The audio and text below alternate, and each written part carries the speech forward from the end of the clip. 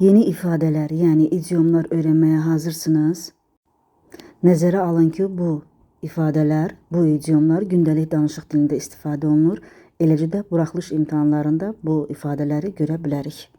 Birinci ifadə belə səslənir. Rain on someone's parade. Rain on fiil kimi götürsək, yağış yağdırmaq deməkdir. Kiminsə paradının üstünə, parad bilirsiniz də sevinç mənasında istifadə oluna bilər. Yəni, hərfi tərcümə etsək, kiminsə paradının üstünə yağış yağdırmaq mənasını verəcək. Bəs həqiqi mənası nədir?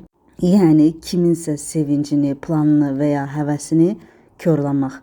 Biri çox xoşbəxtli, həyəcanlıdır, sən isə onun keyfini pozursansa, onda you rain on someone's parade. Məsələn, deyək ki, sənin keyfini pozmaq istəmirəm, amma imtahan çox çətin olacaq. Onda belə deyəcəyik, I don't want to rain on your parade, but the exam will be very difficult. Gördüyünüz kimi Azərbaycan dilinə keyfini pozmaq kimi tərcümə olundu. İkinci ifadə, you can say that again. Sözbəsöz tərcümə etsək, bunu yenə deyə bilərsən. Bəs həqiqi mənası nədir? Yəni, səninlə tamamilə razıyam, düz deyirsən.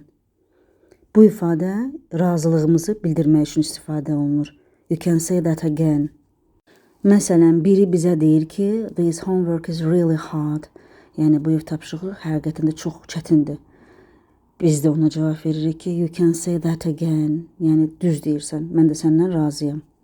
Üçüncü ifadə, your guess is as good as mine.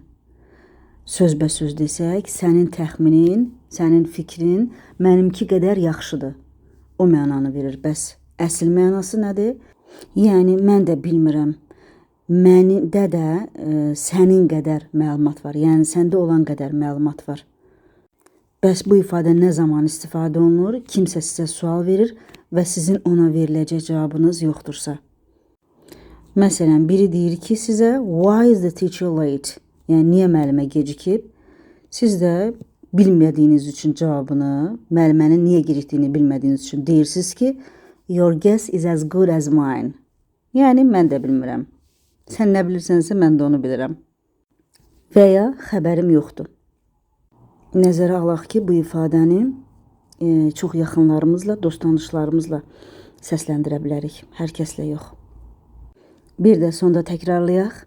Rain on someone's parade, yəni kiminsə keyfini pozmaq.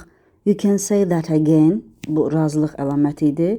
Yəni düz deyirsən, səninlə razıyam və sonuncusu your guess is as good as mine, yəni bilmirəm, sən nə bilirsənsə mən də onu bilirəm. Yəni məlumatım yoxdur. Bəs siz bu ifadələrdən hansını daha çox istifadə edirsiniz?